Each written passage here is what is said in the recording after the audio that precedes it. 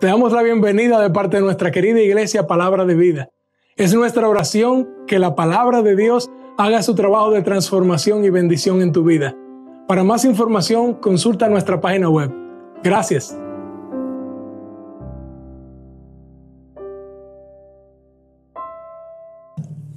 Damos gracias al Señor por su palabra y gracias al Señor por este último canto. Qué bendición escuchar al pueblo de Dios cantando juntos, en armonía. Qué bendición escuchar al pueblo de Dios no solo cantando, sino adorando a su Dios y haciéndolo de corazón. No hay nada como un tiempo de alabanza que glorifica a Dios antes de escuchar su palabra. Hay un libro que se titula No dejes tu cerebro en la puerta. Yo les voy a pedir antes de comenzar el sermón, antes de orar, que no dejemos nuestro corazón en la puerta, que traigamos nuestro corazón con nosotros hoy a la predicación. Vamos a orar. Padre, Señor, gracias por tu bondad, Dios. Gracias por poder escuchar tu palabra. Gracias por estar aquí en tu iglesia para adorarte, Dios. Gracias por cada uno de los hermanos que ha dispuesto este día para estar aquí, Señor, para adorarte juntos en armonía, para buscar de tu presencia, para buscar que tú hables a nuestros corazones, Dios, para glorificarte, Señor, con cada cosa que hacemos. Habla a nuestras vidas, Señor. Limpia nuestras mentes de cualquier cosa que a ti no te agrada. Limpia nuestro corazón de cualquier cosa que lo esté dañando y que lo esté alejando de ti, Señor. Y ayúdanos a proclamar tu palabra con fidelidad, Señor. Ayúdanos a proclamar tu palabra, Señor, con pasión, Dios. Ayúdanos a glorificarte, Dios, en todo tiempo, Señor. Habla a tu pueblo, por favor, te clamo. Habla a tu pueblo, por favor, te suplico, Señor. Sé con aquellos hermanos que no han podido venir hoy por algún problema, Señor. Ayúdales allí en medio de sus situaciones, Señor. Pero también sé con aquellos que no han venido por comodidad, Señor. Entristécelos, Señor. Y que ellos se puedan arrepentir y buscar siempre tu reino, tu gloria, Señor. Y en no dejarse de congregar como algunos tienen por costumbre, Dios. Confiamos en ti, Dios, para la tarea de exponer la palabra. Sabemos que nosotros no podemos hacer nada y por eso te rogamos, Señor, a pesar de mi insuficiencia, a pesar de mis errores, Señor, que tú le puedas hablar a la congregación. Cuando la congregación me escuche, Señor, que estén escuchando lo que tú dices en tu palabra y no escuchándome a mí, que soy un vil pecador, Señor, que merecí el infierno, Dios, que soy un vil pecador que se equivoca cada día, Señor, que puedan poner sus ojos en ti, Señor, y en lo que tú quieres decirles, Señor. En el nombre de Jesús. Amén.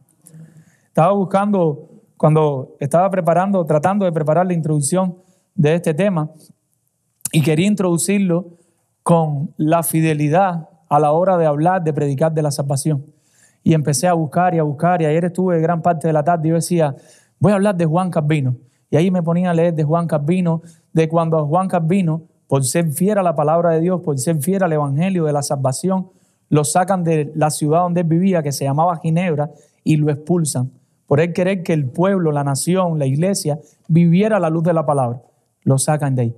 Pero decía, no, esto no me encaja.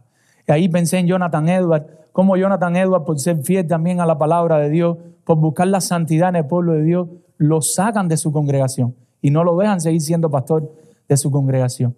Pero no me sentía completo. Yo decía, no tengo introducción. Mañana tengo que predicar y no tengo introducción. Y ya avanzaban las horas y mi esposa me decía, pero no has buscado la introducción. Y yo le decía, todavía no encuentro nada. Pero bueno, confiemos en que Dios me la va a revelar antes de mañana, ahí orando y pidiéndole a Dios, dame una introducción. Y ayer mismo por la mañana mi esposa y yo, por la gracia de Dios, tuvimos un tiempo devocional. Y en el tiempo devocional ella tenía que leer primero a los Corintios, capítulo 4. Y recordé que en la Biblia se habla, después de Jesucristo, de la persona que más fiel predicó el evangelio de la salvación y el evangelio de la gracia. ¿Saben cómo se llama ese hombre? Se llama Pablo. No es Juan Calvino, no es Jonathan Edwards, no es Martín Lutero, no es ninguno de esos. Después de Jesucristo, la persona, a mi entender, a la luz de la Biblia, fue la persona que más fiel predicó el evangelio de la salvación y de la gracia, se llama Pablo. Así que para introducir esta predicación le pido a que vayamos conmigo a 1 Corintios capítulo 4 para leer de los versos 9 al 17. 1 Corintios capítulo 4, versículos del 9 al 17. Y miren por qué les digo que para mí Pablo es una de las personas después de Cristo que más fiel ha sido a la predicación del evangelio, de la salvación, del evangelio, de la gracia. Dice la palabra de Dios, 1 Corintios capítulo 4, versículo 9, estaremos leyendo hasta el 17. Pablo le está escribiendo a los corintios, a una iglesia rebelde, a una iglesia que en su gran mayoría no se estaban comportando como Dios quería que se comportaran, y Pablo los va a confrontar con el evangelio.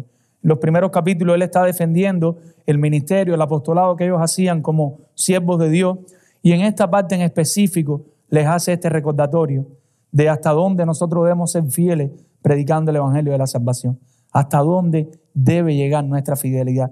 Y escúchenme bien, amados hermanos, porque según pienso, dice Pablo, Dios nos ha exhibido a nosotros los apóstoles como postreros, como últimos, como sentenciados a muerte, pues hemos llegado a ser espectáculo al mundo, a los ángeles que estaban mirando y a los hombres.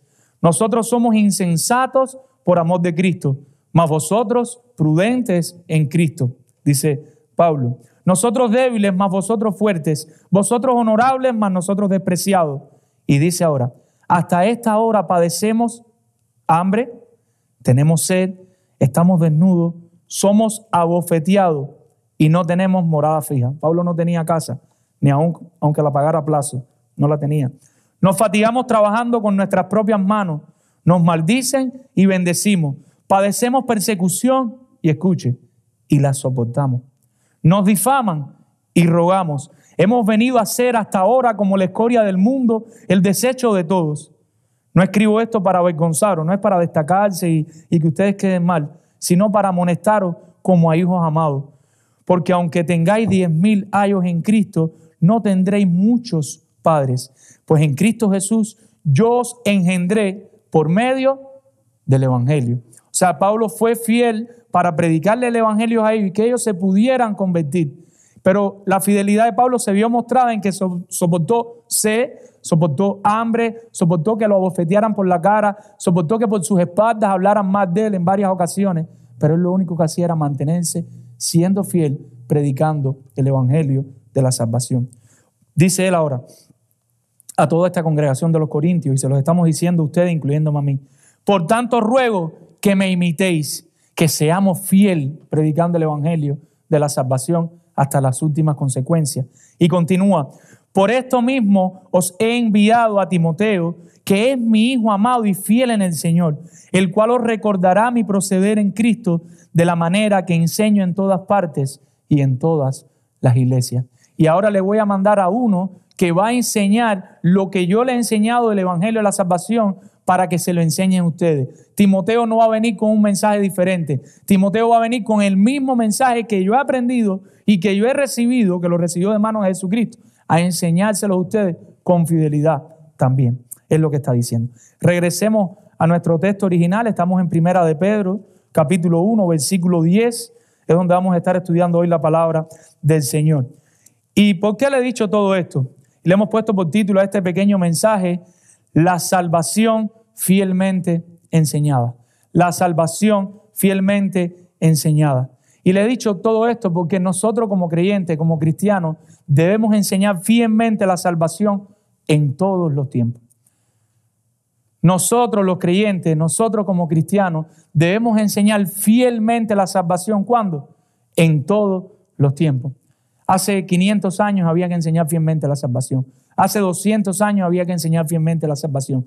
Hoy nosotros tenemos que enseñar fielmente la salvación. Los que vienen después de nosotros, nuestros hijos, las otras personas, las otras generaciones que el Señor va a levantar, deben y tienen que predicar y enseñar fielmente la salvación de Jesucristo. ¿Por qué nosotros debemos, a la luz de este texto, por qué podemos deducir que nosotros debemos enseñar fielmente la salvación? A la luz de este texto, ¿qué me dice este texto que me debe mover a mí a predicar fielmente la salvación de nuestro Señor Jesucristo? ¿Por qué yo tengo que enseñar el regalo que Dios nos hizo de salvarnos de una manera fiel en todas las generaciones hasta que Cristo venga? ¿Por qué tengo que hacer eso? Y la primera respuesta a esta pregunta, y sería nuestro primer punto, es porque la salvación fue fielmente proclamada. La salvación fue fielmente proclamada.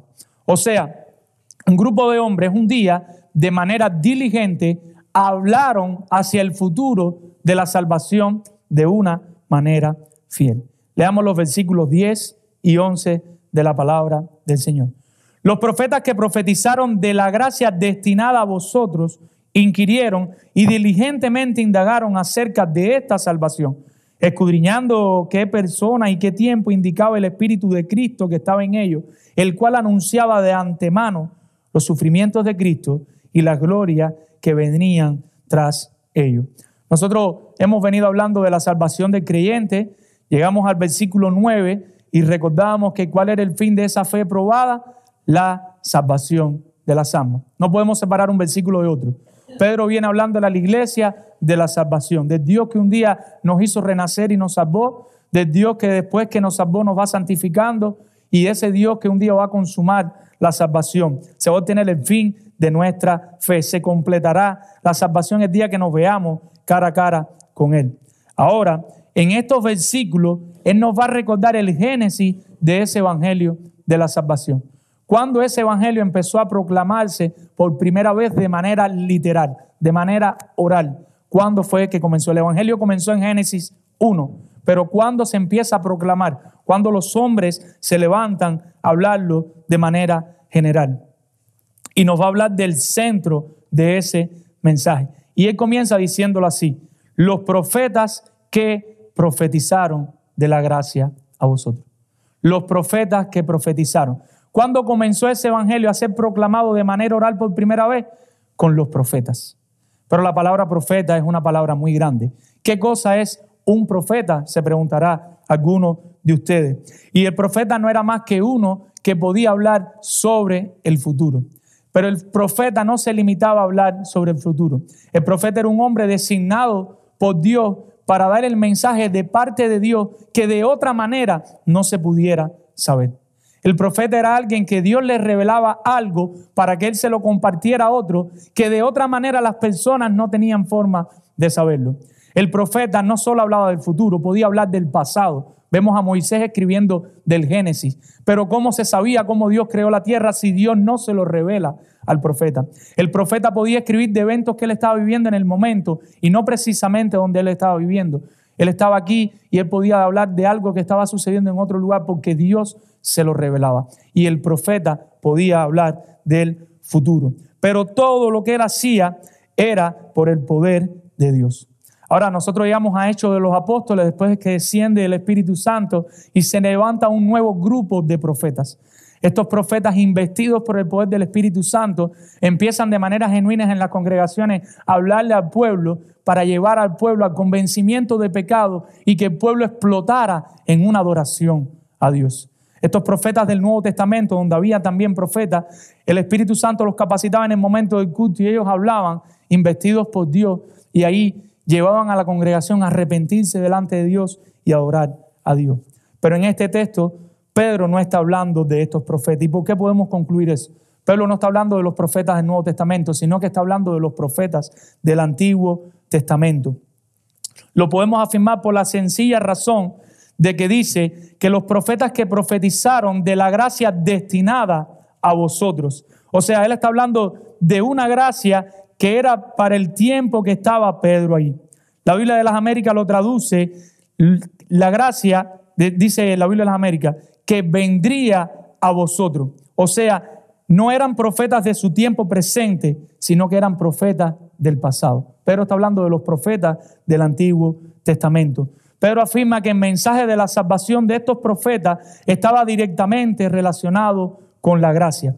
¿Qué cosa es la gracia? Los profetas que profetizaron ¿de qué? De la gracia destinada a vosotros. La gracia es la influencia divina sobre el corazón y su reflejo en la vida. ¿Qué cosa es la gracia? Dios obrando sobre nuestros corazones y eso se ve reflejado en la manera que nosotros vivimos. El diccionario Word Study lo traduce así, no sé si lo dije bien: favor inmerecido y no merecido. La gracia es un favor inmerecido y que no merecemos. Es algo que Dios nos da por su pura voluntad que nosotros no merecemos. Nosotros merecemos la ira de Dios, el castigo eterno. Entonces pudiéramos decir que estos profetas estaban proclamando un mensaje para el futuro de la salvación que trataba de Dios trabajando en el corazón de un hombre que no lo merece, rescatándolo de su estado de manera voluntaria, y este favor se vería reflejado en la manera de vivir del hombre. Lo que quiero decir es que en el trabajo de la salvación, Dios por su pura gracia llega al corazón del hombre y sin pedirle permiso Él lo regenera, lo hace nacer de nuevo, por pura gracia. Pero por su pura gracia no solo lo regenera, sino que lo preserva. ¿Se acuerda como lo veíamos la semana pasada? De que el hombre regenerado a que llega a la presencia de Dios van a venir diversas pruebas, diversas situaciones que nos van a causar aflicción y tristeza. En medio de esas pruebas, por su pura gracia, Dios nos está preservando. Pero en lo que nos va preservando por su pura gracia, nos va santificando, nos va haciendo más y más a través de esas situaciones a la imagen de Cristo. Si yo preguntara cuántos aquí les gusta sufrir, yo no pudiera levantar las manos. ¿Qué más me siento cuando sufro por lo pecador que soy? No me gusta sufrir. Me encanta, no me encanta, está mal. Ese movimiento para de sufrir, porque a mí no me gusta sufrir, pero no es que el movimiento está bien, porque Dios sí envía sufrimientos a nuestra vida para hacernos más y más por su pura gracia a la imagen de Cristo. Y por su pura gracia completa la salvación. Y el día que estemos cara a cara con Él, con un hombre lleno de gozo y de agradecimiento a su Señor. Para todo este trabajo se requiere un suministro inmenso e ininterrumpido de gracia. Si no fuera por la gracia de Dios, ante la primera prueba que llegara a nuestra vida, ¿sabe cómo estaríamos nosotros? Derrotados y regresando atrás. Si hoy por hoy, en medio de la situación difícil que tú vives, todavía no estás divorciado, ¿sabes por qué? Por la pura gracia de Dios. Si hoy en medio de la situación difícil que tú vives, tú sabes por qué no has cogido a tus hijos y los has echado en un basurero, es por la pura gracia de Dios. O no te has vuelto loco, o no sé qué situación estés pasando, estés atravesando, es por la pura gracia de Dios. Porque la gracia de Dios no solo nos salva, nos sostiene, nos lleva, nos guía y nos presenta delante del Señor. Pero ¿cómo hacían el trabajo estos profetas? Dice que los profetas profetizaron, hablaron de la gracia destinada a vosotros, los profetas del Antiguo Testamento, pero ¿cómo lo hacía? El texto lo revela en el versículo 11. Dice, escudriñando qué persona y qué tiempo, indicaba quién, el Espíritu de Cristo que estaba en ellos. O sea, el Espíritu de Cristo les indicaba, les ponía claro, les informaba. O sea, que ellos no inventaron las cosas. Ellos no fue que dijeron, voy a hablar de esto. No, el Espíritu Santo les ministraba, les aclaraba qué era lo que ellos tenían que hacer. Sujén Michel dice así, fue Dios el Espíritu Santo el que les proveyó de una cantidad de información acerca del Mesías venidero que no hubiesen podido conocer de otro modo. Si el Espíritu Santo no les ministra a ellos, en este caso usa, si hay algún antiguo testigo de Jehová, miren cómo habla del Espíritu de Cristo, indistintamente, aunque no es el tema hoy, Espíritu de Dios, Espíritu Santo, Espíritu de Cristo, hablando del mismo Espíritu. Pero lo que este texto nos dice está en línea con 2 de Pedro 1. Vamos aquí, ya no los voy a mover más. 2 de Pedro 1, versículos 19 al 21, porque quiero que veamos esto. 2 de Pedro 1, esto es bien importante y está en línea con lo que estamos hablando. En la segunda carta de Pedro, Pedro habla del mismo tema, versículos 19 al 21. Y Pedro lo dice así. Tenemos también la palabra profética más segura, a la cual hacéis bien en estar atento como a una antorcha que alumbra en lugar oscuro, hasta que el día esclarezca y el lucero de la mañana salga en vuestros corazones. O sea, estén mirando ahí hasta que florezca, mi hermano. No debes de mirar hasta que ese corazón se prenda en llama. Entendiendo primero esto, que ninguna, cero profecía de las Escrituras es de interpretación privada. Ninguna profecía es para ti solo, sino que ¿qué? Porque nunca la profecía fue traída por voluntad humana, sino que los santos hombres de Dios hablaron siendo inspirados por el Espíritu de Dios. El Espíritu Santo era el que inspiraba a los profetas para que ellos hablaran de parte de Dios y trajeran ese mensaje que de otra manera no se podía saber. Entonces Dios le hablaba al profeta mediante el Espíritu Santo. ¿Y qué hacía el profeta?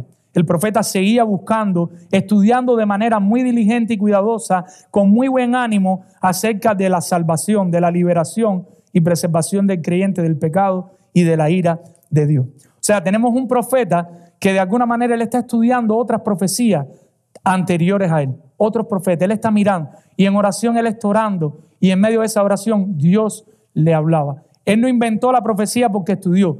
Él sí estudiaba, él era diligente sobre el tema que él estaba tratando, pero en medio de su diligencia, Dios le hablaba de manera sobrenatural sobre ese tema que él le pedía a Dios en oración. Y el tema aquí, ¿cuál era? La salvación. Dice el texto, inquirieron, los profetas que profetizaron de la gracia destinada a vosotros, inquirieron. O sea, buscaron afuera, como quien quiere saber de manera diligente, cuidadosa y solícita. Ellos querían saber de qué trataba esa profecía. Daniel, capítulo 9, versos del 1 al 3, lo dice así. Dice que Daniel, en el reinado de Darío, miró atentamente en los libros el número de los años que habló Jehová al profeta Jeremías, que había de cumplirse las desolaciones de Jerusalén en 60 años. Y volví mi rostro al Señor, buscándole en oración y ruego, en ayuno y cilicio y ceniza. O sea, ¿qué hacía el profeta? El profeta estudiaba. Daniel estaba estudiando Jeremías, algo que había dicho Jeremías porque él quería saber, pero no se quedó en el estudio. Él se volcó a Dios para que Dios le hablara de ese tema. Algo similar fue lo que pasó con estos profetas y la salvación. Lo que ellos profetizaron de la salvación no se lo inventaron y no fue porque lo estudiaron. Fue que Dios a través del Espíritu Santo se lo reveló. Pero ellos fueron diligentes en buscar, en seguir indagando en otros profetas, en otras personas que habían hablado de este tema. ¿Qué querían saber y dejar claro estos profetas? ¿Qué es lo que ellos querían que quedara bien claro? ¿Por qué ellos fueron tan diligentes? ¿Por qué ellos estudiaron a profundidad? ¿Por qué dependieron de Dios? ¿Por qué Dios los habló? ¿Cuál era el tema? Versículo 11.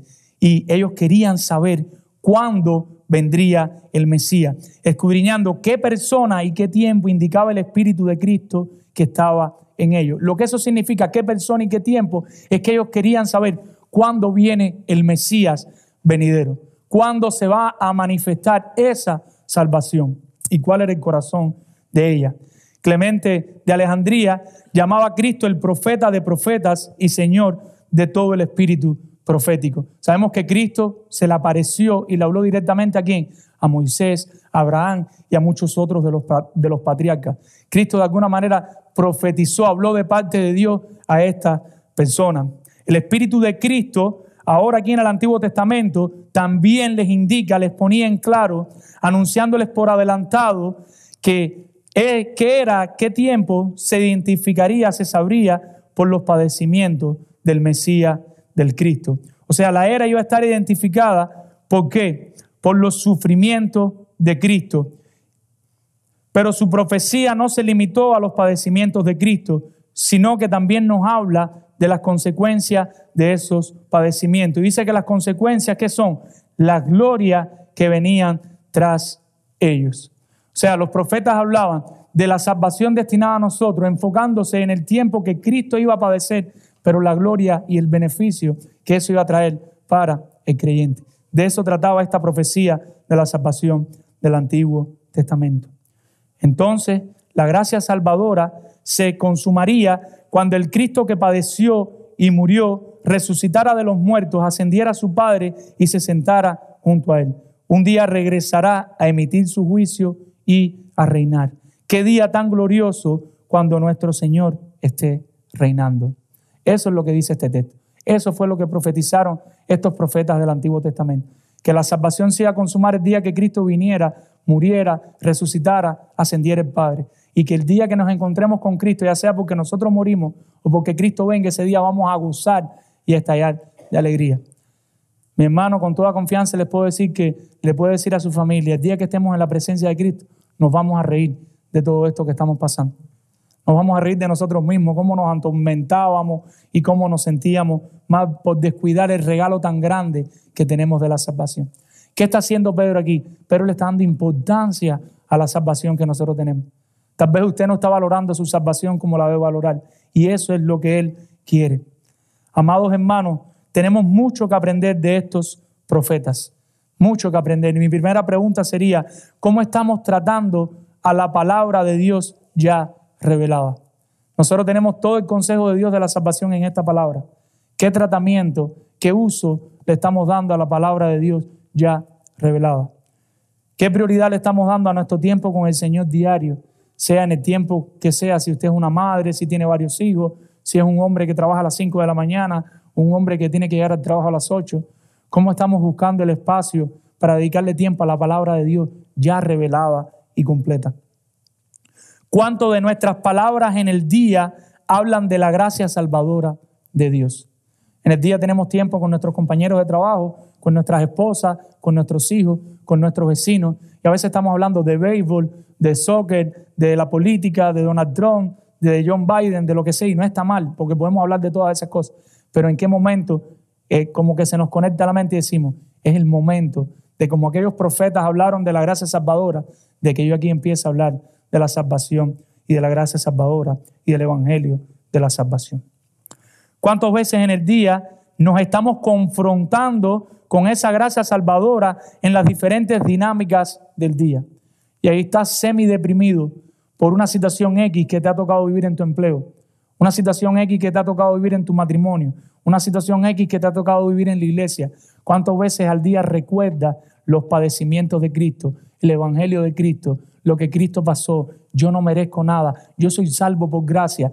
Solamente con ese pequeño confrontamiento de recordar que tú no mereces nada, que somos salvos por gracia. ¿Saben cuánto de esas supuestas aflicciones que estamos pasando quedarían a un segundo nivel y sin ningún valor? Mi ánimo es que nos confrontemos con el evangelio de Cristo en medio de la aflicción. Estamos proclamando fielmente la palabra de Dios en los diferentes contextos en los que nos toca enseñar. Nos toca predicar. ¿Qué tiempo le estamos dedicando a esa predicación? Para ir ahí a la palabra y decir lo que la palabra dice. ¿Recuerdan aquellos que prendieron fuego extraño en el Antiguo Testamento lo que les sucedió? Eso es un gran riesgo que tenemos los maestros. Tienes que enseñar en la escuela de siervos, tienes que enseñar en el grupo de vida. A veces es preferible mandar orar antes de presentarse con una cosa extraña por quedar bien o por dar una apariencia. A veces es preferible hablar 3 minutos lo que te estudiaste de verdad y quedar callado ahí y no tratar de seguir. Y es un riesgo que tiene todo el que tiene la oportunidad de enseñar. Pero tenemos la responsabilidad de enseñarle a nuestros hijos, de enseñarle a nuestras esposas y de enseñarle a otras personas. ¿Cuál es mi llamado? Que seamos bien diligentes. Si aquí tenemos todo lo que necesitamos para vivir, para conducirnos, tratemos de ser lo más diligentes que podamos hasta donde podamos. Dios no nos pide nada más de lo que nosotros podamos hacer. No queremos hacer nada más porque entraríamos en un estrés. Con las herramientas que tenemos, con el conocimiento que tenemos, démosle la excelencia, démosle lo mejor al Señor. Pero como los profetas que fueron bien diligentes, seamos nosotros diligentes con la palabra del Señor. Seamos fieles a su palabra, proclamándola y estudiándola para decir lo que ella dice. Entonces, me gustaría compartirle la segunda razón a la luz del texto por la que debemos enseñar la salvación fielmente en todos los tiempos. Y es porque la salvación fue fielmente recordada. O sea, la salvación no solo fue fielmente proclamada, sino que también fue fielmente recordada. Y usted dirá, ¿y esto qué es de que la salvación fue fielmente recordada? Vamos al versículo 12. Y dice el texto, a esto se le reveló que no para sí mismo, sino para nosotros, administraban las cosas que ahora os son anunciadas por los que han predicado el evangelio por el Espíritu Santo enviado del cielo. A los profetas se les quitó la cubierta, se les manifestó que no estaban proclamando su mensaje para su tiempo, sino para los que vendrían en el futuro, y esto no los desanimó. Los profetas sabían, yo no estoy predicando para mi temporada, yo estoy hablando de la salvación, lo que dice el texto, para el futuro. Mírelo bien. A esto se les reveló que no para sí mismo, sino para nosotros. Los profetas lo sabían y no se desanimaron. ¿Por qué? Porque confiaban en que tenían que hacer la voluntad de Dios y dejarle a Él los resultados. ¿Estás confiando en eso, amado hermano? ¿Estás confiando en que lo que tenemos es que ser fiel a Dios y dejarle a Él los resultados?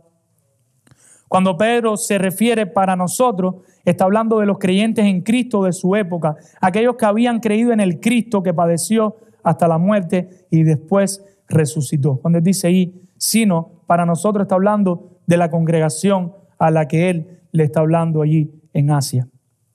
Lo que Pedro le dice a estos hermanos es, ustedes son muy dichosos, son más dichosos que Isaías, que Jeremías, que Daniel y que cualquier otro de los profetas, porque tienen la oportunidad que ellos no tuvieron de ver la salvación de manera más clara y completa.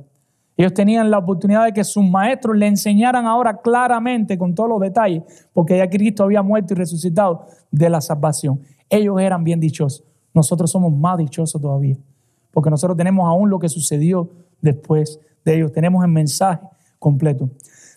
Jesús dice que Juan el Bautista es señalado por Cristo como el más grande de los profetas. Mateo 11:11. Aunque su ministerio apenas duró muy poco, Juan no hizo ningún milagro ninguno se registra hecho por él, pero Juan tuvo el privilegio de anunciar el inicio del ministerio de Jesucristo. Juan fue el último de los profetas, aunque está en Mateo. El último de los profetas del Antiguo Testamento fue Juan el Bautista. Juan no sanó a nadie. Juan no hizo ningún super milagro. Y usted dirá, ¿y por qué tan dichoso si no le tiró el pie a nadie y no le dio vista a nadie, ni puso un empaste? ¿Por qué Juan es tan dichoso? Pero Juan tuvo la oportunidad de ver al Cristo que iba a morir y resucitar.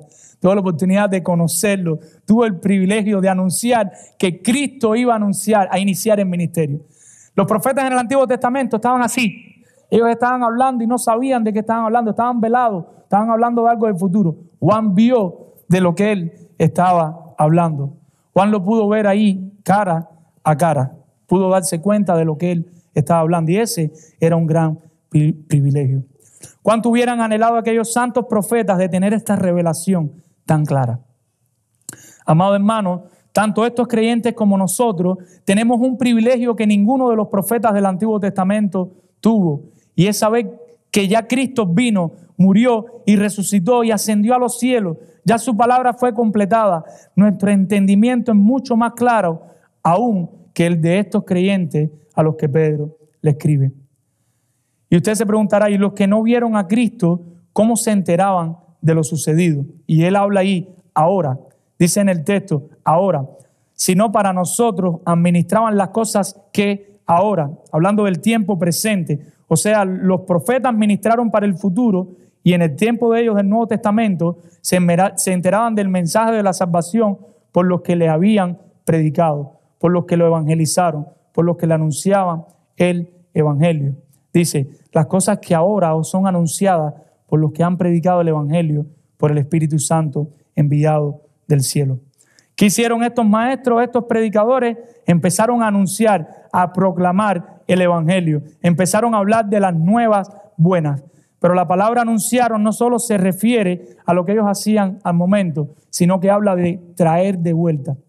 O sea, los apóstoles en el Nuevo Testamento, cuando predicaban el evangelio, no era algo empírico que hacían en el momento, no era un mensaje nuevo, sino que los apóstoles lo que hicieron fue traer de vuelta lo que los profetas anunciaron.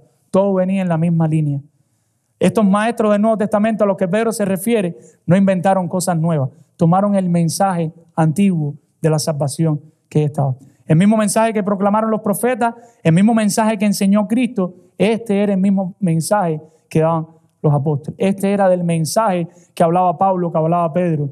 Este era del mensaje que Pablo le decía a Timoteo, te encarezco que sigas hablando lo mismo que hemos aprendido. No te salgas de la raya. No hay nada que añadirle, no hay nada que comentar. No te pongas tenso. Limítate a las Escrituras. Limítate a lo que dice la palabra del Señor. O sea, ellos no hablaban nada nuevo, sino que trajeron de vuelta esas verdades del evangelio de la salvación anunciadas por los profetas y las volvieron a anunciar. Toda la proclamación fiel de los profetas fue bajo la dirección y la dependencia del Espíritu Santo. Toda la enseñanza de los apóstoles fue bajo la dirección y la dependencia del Espíritu Santo. O sea, el Espíritu Santo estaba dirigiéndolo todo en el Antiguo y en el Nuevo Testamento y también ahora aquí en este momento cuando estamos predicando el Evangelio de la salvación. El autor de Hebreos nos recuerda en Hebreos 2 del 1 al 3. Por tanto, es necesario que con más diligencia atendamos las cosas que hemos oído, no sea que nos deslicemos, porque si la palabra dicha por medio de los ángeles fue firme y que la salvación fue anunciada por el Señor y confirmada por los que lo oyeron.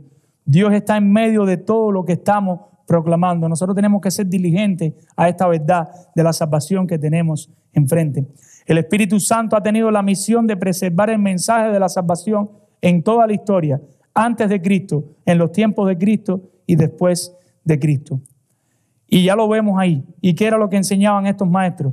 ¿Qué se limitaban a enseñar? ¿Qué cosa es? El Evangelio. Ellos sabían que no tenían nada más glorioso que predicar el Evangelio enfocados en la gracia salvadora. Ellos entendían que el éxito de su ministerio no dependían de nada que ellos pudieran añadir, sino de predicar el Evangelio. Pablo en varias ocasiones nos dice que él no utilizaba sabiduría humana. ¿Qué quiere decir esto? ¿Que Pablo no se preparaba, que Pablo no estudiaba? No. pero Pablo quería conocer de Cristo y de este crucificado. Él sabía que ese era el único mensaje que podía transformar a las personas. El poder del evangelio, el mensaje del evangelio. ¿Qué quiere decir esto? Que nosotros a veces nos vamos a ver tensos. ¿Y qué técnica nueva ponemos para que vengan más personas? Ponemos unas lucecitas que parpadeen. ¿Qué inventamos nuevo? ¿Qué digo nuevo? No, limitémonos a proclamar centrados en el evangelio. Podemos hablar de toda la Biblia, pero a la luz del evangelio de Jesucristo. No necesitamos nada más. El éxito de la predicación no depende de nosotros. Nosotros debemos ser fieles en proclamar, enseñar el evangelio. El éxito depende de la obra del Espíritu Santo, depende de Dios. La fidelidad de nosotros está en proclamar la verdad del evangelio en los diferentes contextos que nos toquen. Y el éxito no reside en que una persona diga acepto o no acepto. Puede que diga no acepto y después el Espíritu Santo lo toque por la noche y se convierta. O puede que diga acepto y después se vaya a vivir como Ricky Martin, living la vida loca, y salga por ahí, quién sabe, hacer qué cosa. Nosotros ser fieles y predicar fielmente el evangelio. Los resultados, dejémoselo a Dios. Me encanta como Matthew Henry lo dice así. Escuchen esto, qué precioso. La doctrina de los profetas y de los apóstoles concuerda exactamente porque viene del mismo Espíritu de Dios. Lo que decían los profetas y lo que decían los apóstoles eran lo mismo porque el Espíritu Santo estaba en el asunto.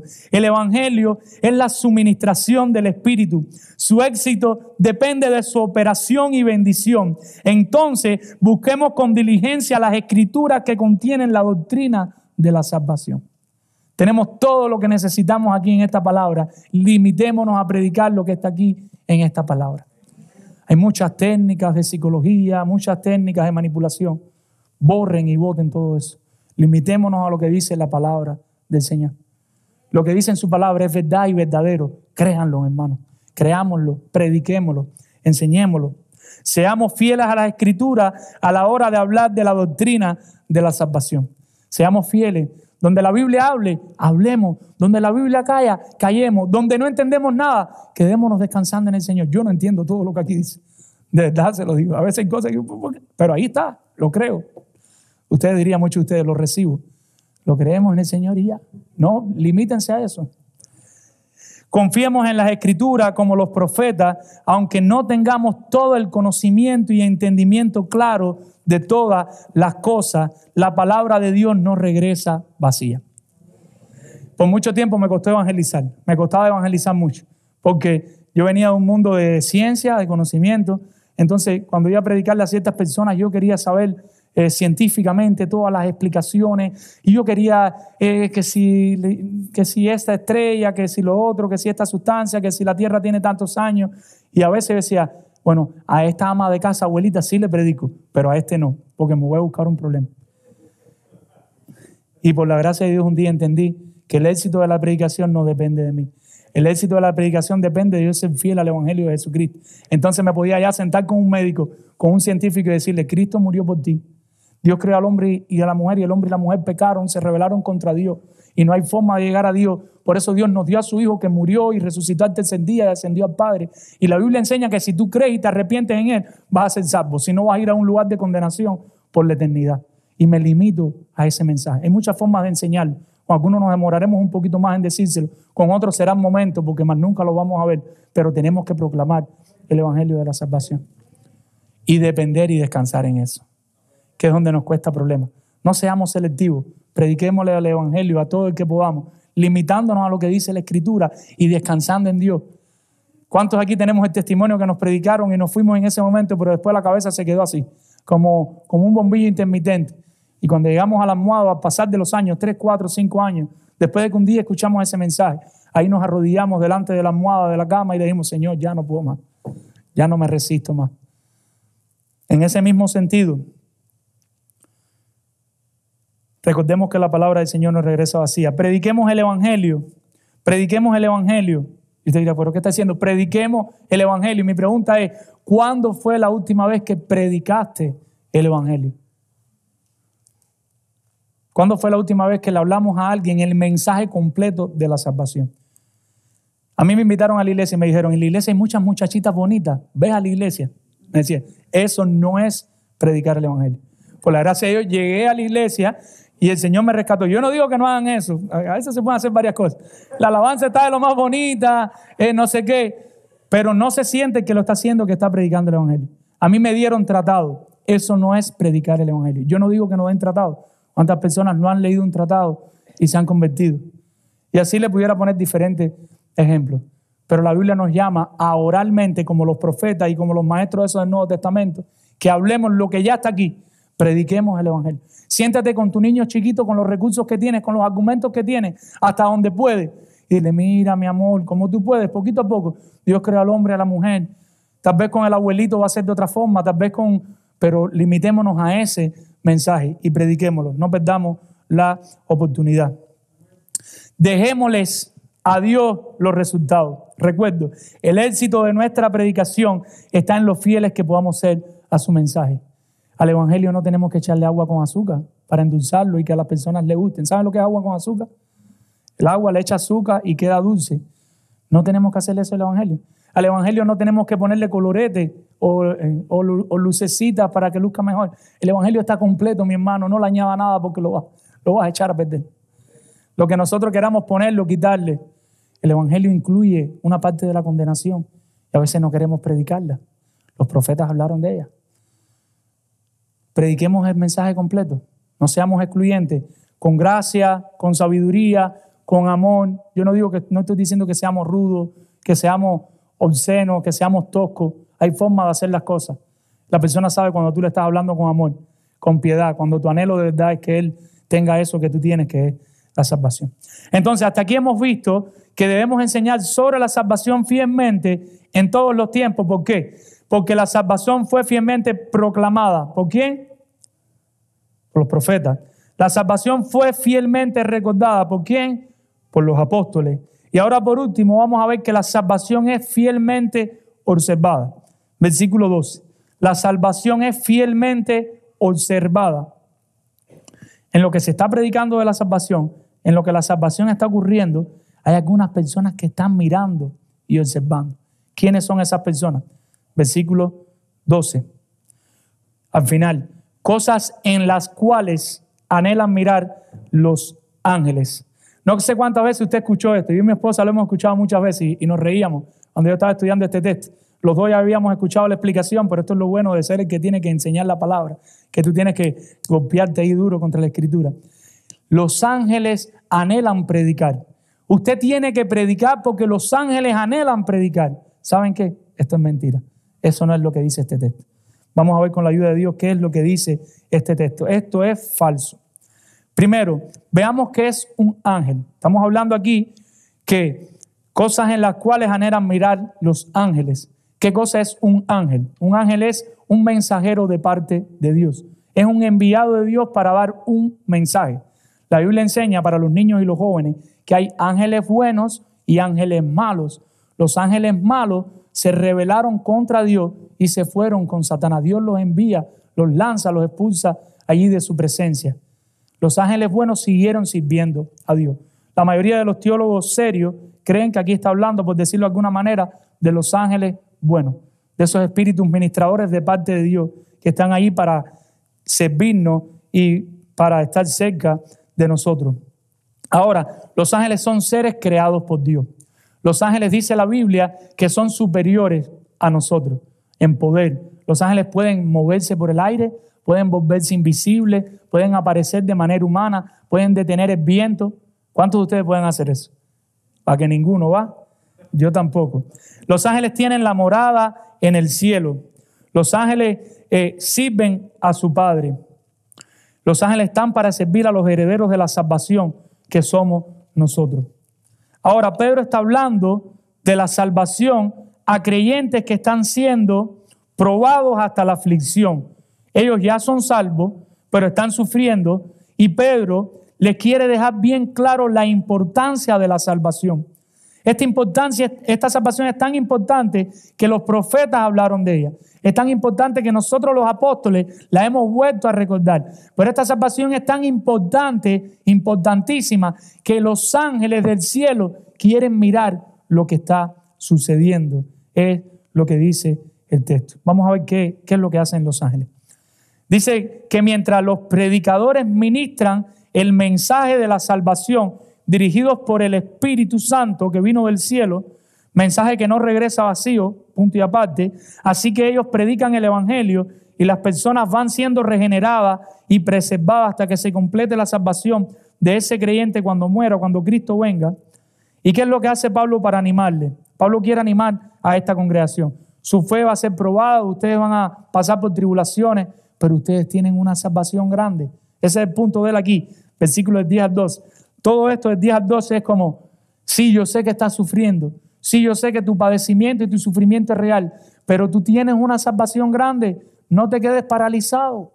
El punto de él y lo que estamos haciendo hoy es exaltando la salvación para que usted vea la salvación que tenemos y en medio de su sufrimiento, en medio de la agonía que usted está pasando, que es una agonía y un sufrimiento real, no nos quedemos paralizados, actuemos. ¿Por qué? Porque tenemos una salvación grande, que fue proclamada por los profetas, que fue recordada por los apóstoles hasta el sufrimiento, hasta soportar bofetadas, hasta pasar hambre, hasta no tener dónde vivir.